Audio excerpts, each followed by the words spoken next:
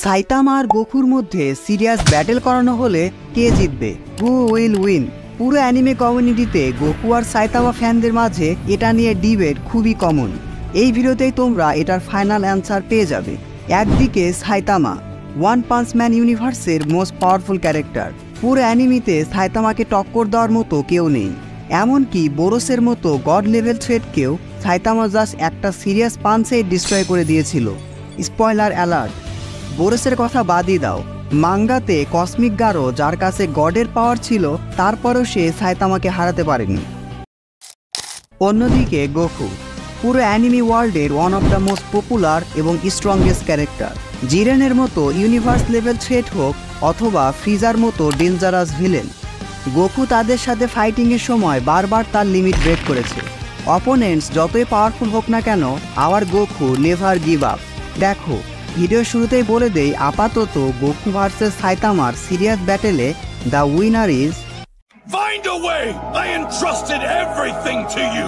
My pride, my promise, everything! Do it, Kakarot! হ্যাঁ, আপাতত। কেন এবং কিভাবে সেটাও এই ভিডিওটি দেখলে বুঝতে পারবে। এছাড়াও সাইতামাকেই কেন গোকুর মতো পাওয়ারফুল বিংয়ের রাইভেল ধরা হয় সেটাও জানতে পারবে। So keep watching. আরও একটা কথা, Goku versus every anime protagonist নিয়ে আমি যেই ভিডিওটা বানিয়েছিলাম সেখানে আমি বলেছিলাম, হ্যাঁ, সাইতামার মধ্যে গোকুকে হারানোর হিউজ পসিবিলিটি আছে, কারণ সাইতামার পাওয়ার হলো আনলিমিটেড। অ্যানিমে বা মাঙ্গাতে আমরা দেখেছি সে কিভাবে পাওয়ারফুল থেকে পাওয়ারফুল অ্যানিমের সাথে ফাইট করার সময়ের সাথে সাথে নিজেকে আরও পাওয়ারফুল বানিয়ে ফেলে। অন্যদিকে গোকুও স্ট্রং অপোনেন্টের সাথে সবসময় ফাইট করতে পছন্দ করে। তাই এটা বলার অপেক্ষা থাকে না যে গোকু ভার্সেস সাইতামা ফাইটটা পুরো অ্যানিমি ওয়ার্ল্ডের one of the best fight হবে। এবং আমার কাছে মনে হয় সাইতামা নিজের ফুল পোটেনশিয়ালে গোকুকে হারিয়েও দিতে পারে। তোমাদের মতামত কমেন্ট বক্সে জানাতে ভুলো না। দেখেছো, আমি স্পষ্টভাবে বলেছি সাইতামা ফুল পোটেনশিয়ালে আসলে হারিয়েও দিতে পারে, 100% হারাতে পারবে সেটা বলিনি। 2000 years later.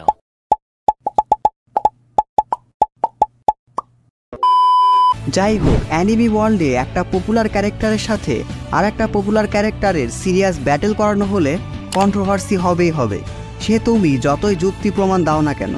But the fact is fact, Saitama নিজের ইউনিভার্সে অনেক বেশি পাওয়ারফুল। স্ট্রংগেস্ট হিরো হোক বা স্ট্রংগেস্ট ভিলেন, কেউ তার পাওয়ারের ধারের কাছেও নেই। জাস্ট একটা serious punch and the opponents is dead. One punch man writer খুবই স্মার্টলি সাইতামাকে এভাবেই উপস্থাপন করেছে, সাইতামা আসবে, অপোনেন্ট যতই পাওয়ারফুল হোক না কেন, দিন শেষে সাইতামার একটা পাঞ্চেই ডিস্ট্রয় হয়ে যাবে। এটাই ওয়ান পাঞ্চ ম্যান অ্যানিমে অর্থাৎ সাইতামার মেইন প্লট আর্মার। এটাই সাইতামাকে আলাদা করে বাকি অ্যানিমের সুপার হিরোদের থেকে। 100 push-ups, 100 sit-ups, and 100 squats, and a 10-kilometer run. Do it every single day.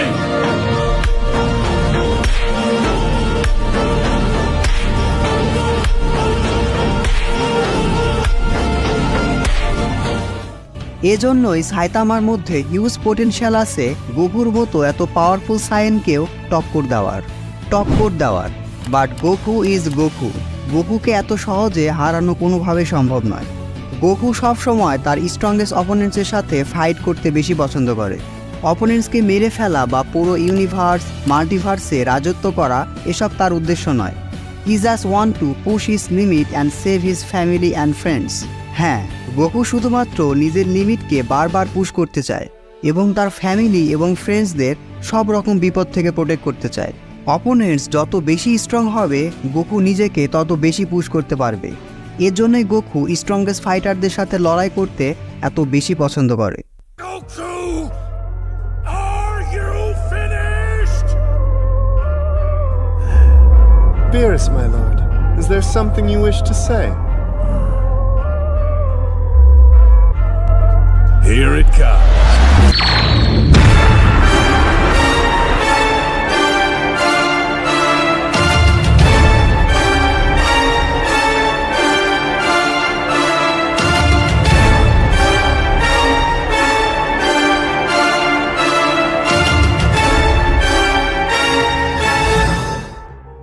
সাইতামার মতো গোকু কিন্তু তার প্লট আর্মারের জন্য এত পাওয়ারফুল না। গোকুর এত পাওয়ারফুল হওয়ার পেছনে তার এক্সট্রিম হার্ডওয়ার্ক, ফাইটিং ডেডিকেশন এবং নেভার গিভ আপ মাইন্ডসেট দায়ী। গোকুর এত পাওয়ারফুল হওয়ার রহস্য নিয়ে আমি এই ভিডিওটা অনেক আগেই বানিয়ে রেখেছিলাম। ভিডিও লিঙ্ক ফার্স্ট কমেন্টে দেওয়া থাকবে, চাইলে দেখে আসতে পারো। ড্রাগন বল অ্যানিমেতে আমরা দেখেছি ফ্রিজা, পারফেক্ট সেল, মাজিন বু, জিরেন, এমনকি গড অফ ডিস্ট্রাকশন বিরাসের সাথে ফাইট করার সময়ও গোকু নিজের স্পিডকে ধরে রেখেছিল। আমরা ড্রাগন বল ফ্যানরা গোকুকে এইভাবেই দেখে এসেছি যে অপোনেন্টস গোকুর থেকে অনেক বেশি পাওয়ারফুল হবে, কিন্তু গোকু তার নেভার গিভ আপ মাইন্ডসেট দিয়ে দিন শেষে তাকেও হারিয়ে দিবে। যে কোনো ফাইট জেতার জন্য গোকুকে অনেক স্ট্রাগল করতে হবে।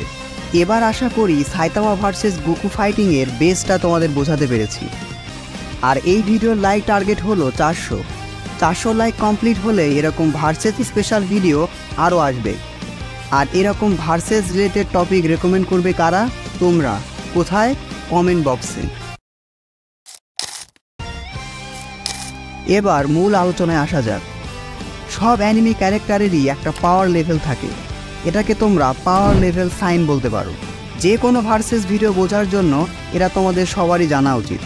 পাওয়ার লেভেল সাইন বিভিন্ন রকম হতে পারে, যেমন ধরো planetary level, solar system level, Galaxy level, universe level, multiverse level, এমনকি অমনিভার্স লেভেল পর্যন্তও যেতে পারে।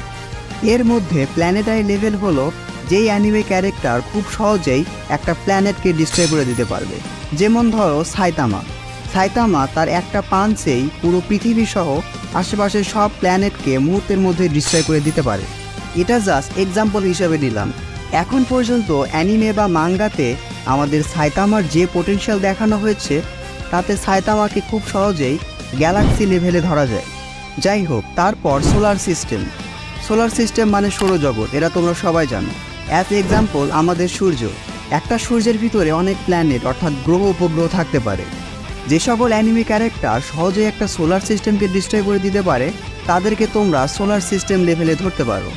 সাইতামা ভার্সেস বোরোস ফাইটিংয়ের সময় সাইতামা যে পোটেনশিয়াল দেখিয়েছিল তাতে সাইতামাকে সোলার সিস্টেম লেভেলে ধরা যায়।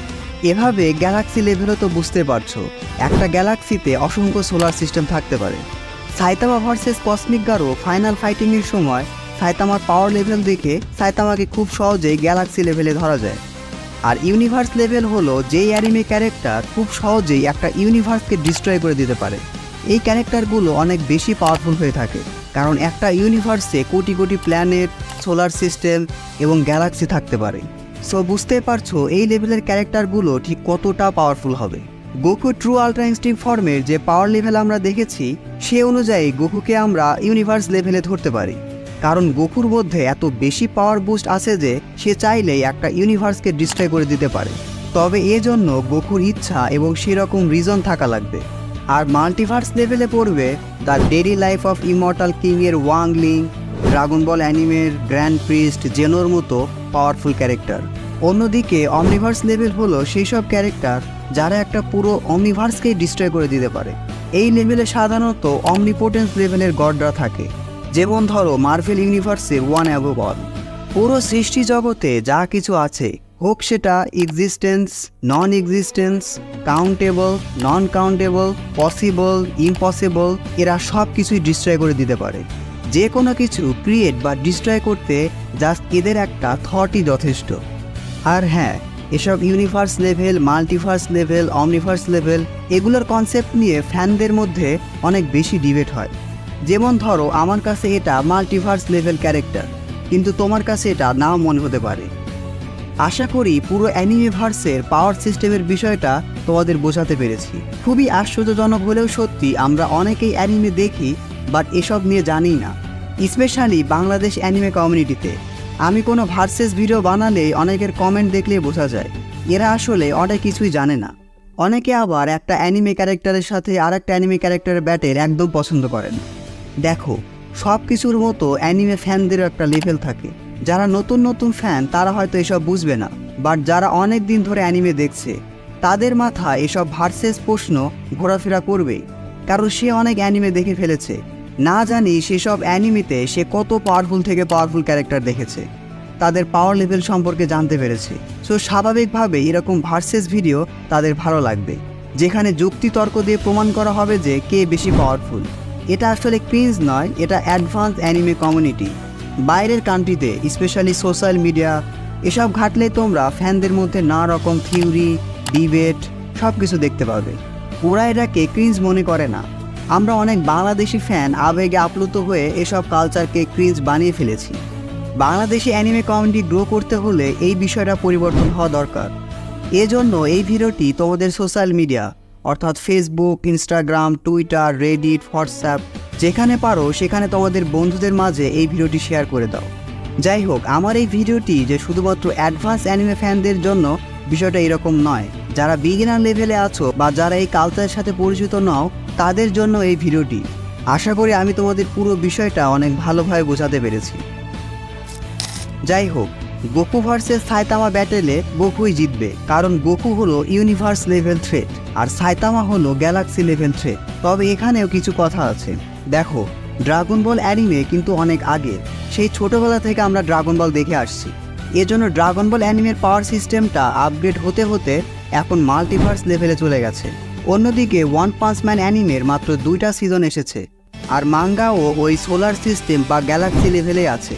ফিউচারে হয়তো ওয়ান পাঞ্চ ম্যান অ্যানিমের মেইন ভিলেন অর্থাৎ গডের এন্ট্রি হবে। গড হয়তো নিজেই এসে সাইতামার সাথে ফাইট করবে। তখন ওয়ান পাঞ্চ ম্যান হয়তো ইউনিভার্স লেভেল এমনকি মাল্টিভার্স লেভেলেও চলে যেতে পারে।